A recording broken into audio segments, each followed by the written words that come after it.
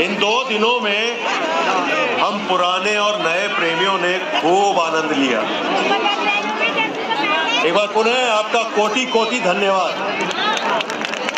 और आप सभी प्रेमियों का भी दिल से आभार। बहुत बहुत आपका धन्यवाद कि आपने इस कार्यक्रम को सफल बनाने में अपना बहुमूल्य योगदान दिया है। सभी प्रेमियों की जय।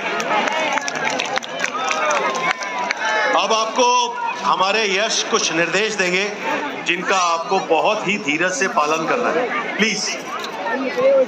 ग्राउंड में बैठे आप सभी के लिए कुछ जरूरी सूचनाएं हैं।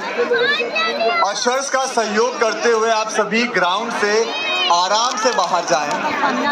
बुजुर्गों, महिलाओं और बच्चों को पहले जाने दें। आराम से बाहर जाएं। आपकी बसें आपके बगैर नहीं जाएगी।